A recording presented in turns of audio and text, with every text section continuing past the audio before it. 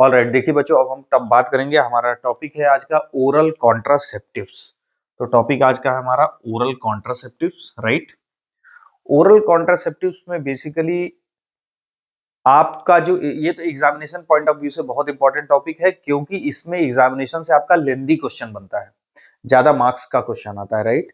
तो oral contraceptive में आपको कौन सी चीजें एग्जामिनेशन में कवर करनी है, जैसे देखिए जनरल अगर ओरल कॉन्ट्रासेप्टिव के बारे में बात करें तो ओरल कॉन्ट्रासेप्टिव बेसिकली ये करते क्या है, ये reversible suppression of fertility, fertility का रिवर्सिबल सप्रेशन। इट मींस जब आपने ओरल कॉन्ट्रासेप्टिव लिया, किसी ने ओरल कॉन्ट्रासेप्टिव लिया, तो वो बेसिकली आपका जो है फर्टिलिटी को सप्रेस्ड करेगा, मींस फर्टिलिटी स्पर्म और ओवम का फर्टिलिटी को एबॉलिश करेगा, खत्म करेगा।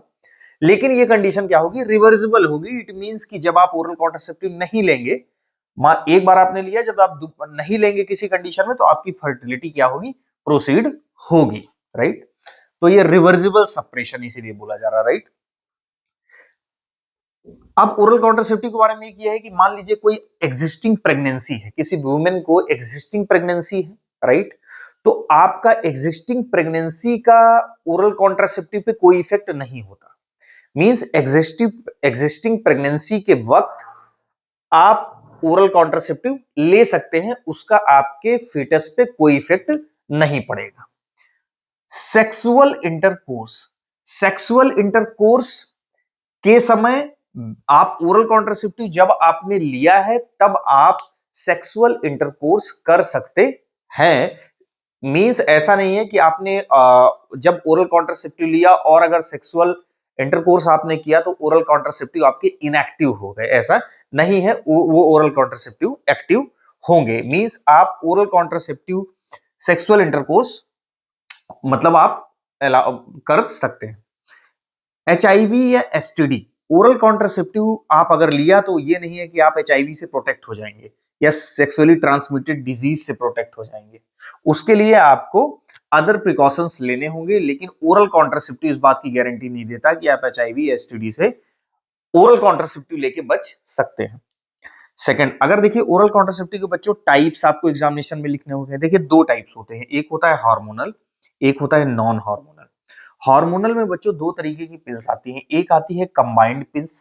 कंबाइंड का सेंस यहां से है कि जो इसमें पिल्स हैं उसमें एस्ट्रोजन और प्रोजेस्टेरॉन दोनों है। ये सेकंड जो होती है हमारा प्रोजेस्टिन ओनली पिल्स होते हैं। इसमें केवल सिंथेटिक प्रोजेस्टेरॉन होता है, जिसको हम प्रोजेस्टिन बोलते हैं। तो प्रोजेस्टिन इसमें, इस वाले में केवल प्रोजेस्टेरॉन होगा, जबकि कंबाइंड में एस्ट्रोजन और प्रोजेस्टेरॉन दोनों होते हैं, राइट। देखिए फर्स्ट का अगर डिटेल बात करें कंबाइंड में, तो कंबाइंड में जैसा कि हमने बोला कि यहाँ पे एस्ट्रोजन एंड प्रोजेस्टेरॉन दोनों है। तो इसमें तीन पार्ट में डिवाइड है, monophasic, biphasic and triphasic. Means आप इस तरीके से इनको ले सकते हैं। अगर सपोज करिए आपको मोनोफेजिक पैटर्न है इसका कंबाइंड ओरल कॉन्ट्रासेप्टिव लेने का, तब उसके मीनिंग क्या है मोनोफेजिक का। देखिए मोनोफेजिक का सेंस ये है कि एस्ट्रोजन, चूंकि ये तो फिक्स्ड है कि इसमें कंबाइंड में एस्ट्रोजन और प्रोजेस्टेरॉन के सिंथेटिक फॉर्म होंगे, दोनों होंगे, तीनों फॉर्म में, whether it is monophasic, biphasic और triphasic. But in case of monophasic up to the 21 days, कितने दिन तक आपको लेना है, 21 डेज तक। 21 डेज तक बेसिकली आपको मोनोफेजिक पिल्स लेनी है, और उसमें जो भी एस्ट्रोजन और प्रोजेस्टेरॉन का डोज है, जो आपने डे 1 से स्टार्ट किया, उसको आप डे 21 तक कंटिन्यू करेंगे। It means the dose of oestrogen and progesterone will be constant. यहां पे एस्ट्रोजन और प्रोजेस्टेरॉन की डोज कैसी है, कांस्टेंट है, इसीलिए इसको बोल रहे हैं क्या, मोनोफेजिक, राइट, क्योंकि डोज आपकी यहां वेरी नहीं कर रही। बाईफेजिक में बच्चों आपको ध्यान देना होगा कि जो बाईफेजिक होता है उसको 21 डेज तक ही लेना है, लेकिन 1 से 10 डेज तक, स्टार्टिंग जो 1 से 10 डेज तक है। देखिए अगर मैक्सिमम नंबर ऑफ केसेस की बात करें तो वहां पे एस्ट्रोजन एंड प्रोजेस्टेरॉन में 1 से 10 डेज तक एस्ट्रोजन भी लेते हैं, प्रोजेस्टेरॉन भी लेते हैं।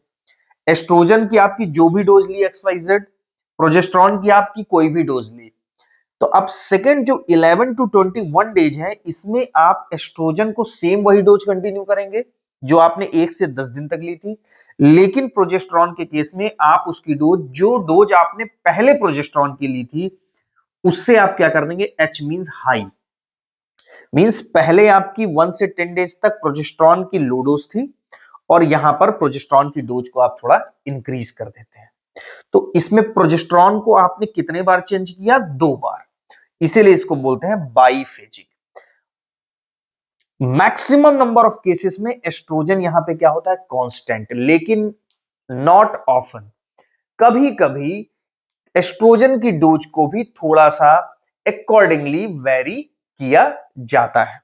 तो ये बहुत प्रायः ऐसा नहीं होता, ज्यादातर यही होता है कि एस्ट्रोजन क्या होती है, कांस्टेंट होती है, जबकि प्रोजेस्टेरॉन 1 से 10 डेज तक लो डोज में एंड 11 टू 21 डेज तक हाई डोज में होती है। तो ये आपके हो गई बाईफेजिक की बात। ट्राईफेजिक में हम बच्चों बात करेंगे तो इसमें अप टू द 21 डेज आपका एस्ट्रोजन है एंड प्रोजेस्टेरॉन है। 1 से 6 दिन तक एस्ट्रोजन की कोई डोज है, 7 टू 11 डोज वही डोज एस्ट्रोजन की है, 12 टू 21 डेज वही डोज एस्ट्रोजन की है। लेकिन प्रोजेस्टेरॉन के केस में जब 1 से 6वां दिन स्टार्टिंग हमने लिया तो वहां पे सबसे लो डोज रखा, इस डेज में हमने थोड़ी डोज को इंक्रीज किया, मॉडरेट किया, और 12 टू 21 डेज में हमने डोज को सबसे क्या कर दिया, हाई कर दिया। यहां पे भी एस्ट्रोजन को हम कांस्टेंट रखते हैं, लेकिन बात वही है कि हर समय, हर आइडियल ये सिचुएशन नहीं है कि एस्ट्रोजन कांस्टेंट होगा। फ्यू टाइम एस्ट्रोजन कई बार वेरी हो सकता है, इसलिए लिखा है यहां पे नॉट ऑल टाइम। लेकिन आपको जो मेमोराइज करना है, लिखना है बेसिकली, वो एस्ट्रोजन भी कांस्टेंट होता है एंड प्रोजेस्टेरॉन लो डोज 1 से 6, moderate 7 to 11 and 12 to 21 high dose हम लेते हैं। कभी कभी हम एस्ट्रोजन की डोज को भी according to the menstrual cycle hormonal fluctuation, इस एस्ट्रोजन की डोज को भी स्लाइट चेंज करते हैं, ज्यादा चेंजेस यहां पे नहीं होते एज कंपेयर टू प्रोजेस्टेरॉन। तो ये आपका मोनोफेजिक, बाईफेजिक एंड ट्राईफेजिक का डिफरेंस हुआ कि बेसिकली हम इनमें करते क्या है, राइट।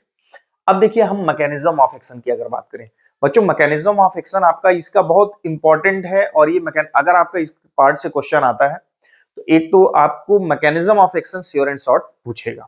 तो ओरल कॉन्ट्रासेप्टिव की बेसिकली देखिए, ओवरऑल हम आपके सिलेबस में क्या ओरल कॉन्ट्रासेप्टिव है, और बेसिकली कंबाइंड में ओरल कॉन्ट्रासेप्टिव में हम ले ही क्या रहे हैं, एस्ट्रोजन एंड प्रोजेस्टेरॉन।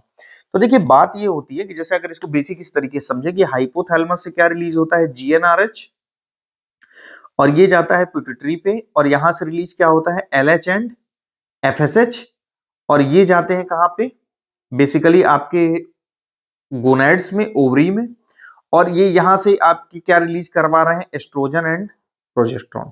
तो ये प्रोसेस आपकी चलती है।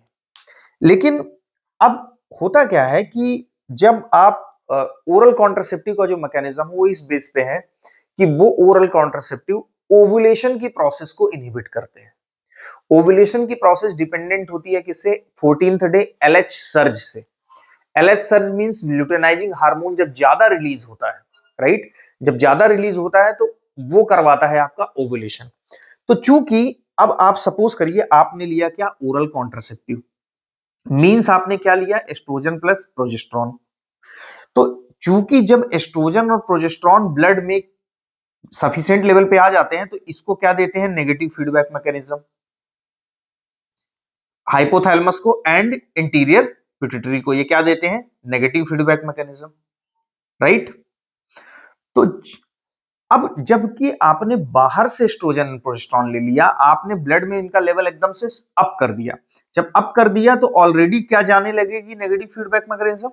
अब जब नेगेटिव फीडबैक मैकेनिज्म जाएगी तो जीएनआरएच रिलीज नहीं होगा, पिट्यूटरी से एलएच और एफएसएच रिलीज नहीं होंगे, और एलएच चूंकि लिए रिस्पॉन्सिबल होता था ओव्यूलेशन के लिए, तो एलएच जब ओवुलेशन के लिए रिस्पॉन्सिबल था तो अब एलएच रिलीज नहीं होगा, इट मींस ओवुलेशन नहीं होगा।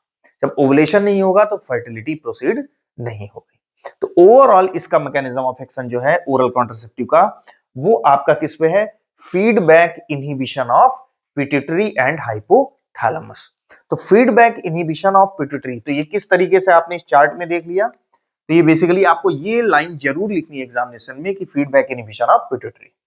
इससे हुआ क्या, ओवुलेशन कम हो गया, and one more thing, progesterone dependent जो एक्शन है वो बेसिकली ये होता है कि सर्विक्स में ये बेसिकली म्यूकस को क्या कर देते हैं, थिक कर देते हैं। और सर्विक्स में म्यूकस थिक होने की वजह से स्पर्म का जो पेनिट्रेशन रहता है कि थ्रू द वेजिना, वो उसके लिए एनवायरनमेंट क्या हो जाता है, हॉस्टाइल हो जाता है, अनफेवरेबल हो जाता है। तो ठीक मींस जो बेसिकली जो ये ओरल कॉन्ट्रासेप्टिव का प्राइमरी मैकेनिज्म तो feedback inhibition of the pituitary है, बट ये एडिशनल ये भी करते हैं कि सर्वाइकल म्यूकस को थिक करके स्पर्म के पेनिट्रेशन की एबिलिटी को क्या कर देते हैं, रिड्यूस कर देते हैं। एंड एंडोमेट्रियम को ये लेस सिक्रीटरी बनाते हैं, लेस सिक्रीटरी बनाते हैं। तो ओवरऑल लेस सिक्रीटरी होगी मींस एम्ब्रियो के लिए फेवरेबल एनवायरनमेंट नहीं होगा। तो ओवरऑल प्राइमरी मैकेनिज्म आपकी ये हुई और एडिशनल आप ये लिखते हैं। देखिए जब हम ये हो गई हमारी कंबाइंड ओरल कॉन्ट्रासेप्टिव की बात। जब हम प्रोजेस्टेरोन ओनली पिल की बात करते हैं तो हम इसमें क्या देते हैं, इसमें एस्ट्रोजन और प्रोजेस्टेरोन हम नहीं देते, इसमें ओनली क्या देते हैं, प्रोजेस्टेरोन। और प्रोजेस्टेरोन का जो बेसिकली मैकेनिज्म होता है वो प्राइमरली ये ना होके वो कहां पे चले जाता है, वो चला जाता है कि आपकी जो म्यूकस होगा सर्विक्स का उसको ये क्या करता है, थिक करता है, विसिड बनाता है। तो थिक और विसिड बनाने की वजह से सेम बात जो मैंने अभी कही कि स्पर्म के पेनिट्रेशन के लिए एनवायरनमेंट क्या होता है, हॉस्टाइल होता है। तो ये इसकी मैकेनिज्म हुई प्रोजेस्टेरोन की। अब प्रोजेस्टेरोन ओनली पिल्स किन इंडिविजुअल के लिए, किन वुमेन्स के लिए सजेस्ट की जाती है, तो बेसिकली ये उन वुमेन के लिए आइडियल हैं जो ब्रेस्ट फीडिंग करा रही हैं। ब्रेस्ट फीडिंग कराने वाली वुमेन्स में बेसिकली ये होता है कि अगर आप उसमें एस्ट्रोजन कंटेनिंग ओरल कॉन्ट्रासेप्टिव देते हैं तो एस्ट्रोजन मिल्क के प्रोडक्शन को रिड्यूस करता है, क्योंकि ये प्रोलैक्टिन के रिलीज को कम करता है। तो प्रोलैक्टिन पे इनहिबिटरी इफेक्ट होता है एस्ट्रोजन का। यही वजह होती है कि best ideal for the breast feeding women, because estrogen क्या करता है, डिक्रीज करता है मिल्क की सिंथेसिस को ओवरऑल। तो ये उनके लिए है। अब और या तो कोई ऐसी वुमेन मान लीजिए कि जिसमें जैसे हमने एस्ट्रोजन में पढ़ा था कि ब्लड के कोगुलेशन को प्रमोट करता है, तो अगर किसी में ब्लड कोगुलेशन का ऑलरेडी इशू है तो आप उसमें एस्ट्रोजन नहीं देना चाहोगे, वहां पे हम ओरल कॉन्ट्रासेप्टिव क्या यूज करेंगे, वो पिल्स प्रोजेस्टेरोन ओनली पिल या प्रोजेस्टोजेन ओनली पिल, राइट। तो ये आपकी प्रोजेस्टेरोन की बात हो गई। सेकंड, पोस्ट क्वाइटल, ये पॉइंट भी आपको लिखना है, ये तो आपका 2 मार्क्स में कई बार एग्जामिनेशन में पूछ लेता है। पोस्ट क्वाइटल पिल या इसी को बोलते हैं इमरजेंसी पिल्स। तो सेक्सुअल इंटरकोर्स के विद इन 72 आवर्स आपको ये डोज लाइक लीवोनॉर्जेस्ट्रल जो कि प्रोजेस्टेरोन डेराइव्ड होता है, लीवोनॉर्जेस्ट्रल 1.5 milligram in a single dose with in 72 hour of sexual intercourse. इसका सिंगल शॉट जस्ट काम करेगा आपका emergency contraceptive. Same oral contraceptive पिल होती हैं जिसमें 4 टैबलेट होती हैं, 2 tablets followed by other 2, 2 tablet फिर बाद में 2 टैबलेट, लेकिन कितने घंटे के अंदर, विद इन 12 आवर्स। तो ये भी आपका इमरजेंसी पिल की तरह काम करता है। Mifepristone, mifepristone 600 milligram in a single dose. तो आपको बहुत इंपॉर्टेंट हो जाता है कि जब आप पोस्ट क्वार्टल या इमरजेंसी पिल्स की बात करें तो वहां पे आपको बताना होगा कि कितनी डोज और कितनी बार लेनी है। तो आप जैसे यहां सिंगल डोज इतनी, आपकी इतनी टैबलेट इतने आवर्स के अंदर, तो ये चीज आपको मेंशन करनी होगी विद इन 72 आवर्स। ये इंपॉर्टेंट पॉइंट है। तो इस तरीके से आपने बेसिकली ओरल कॉन्ट्रासेप्टिव का आपका एग्जामिनेशन में अगर क्वेश्चन आता है तो आपसे यही पूछने वाला है कि ओरल कॉन्ट्रासेप्टिव की जनरल प्रॉपर्टीज है, कंबाइंड ओरल कॉन्ट्रासेप्टिव और मोनोफेजिक, बाइफेजिक, ट्राइफेजिक। और आपको अगर 2 मार्क्स का कई बार क्वेश्चन आया तो आपसे ये पूछ सकता है। अदरवाइज डिटेल क्वेश्चन आता है तो आपको ये भी लिखना है या सारा कुछ लिखना होगा। So this is all about information about oral contraceptive. Thank you very much.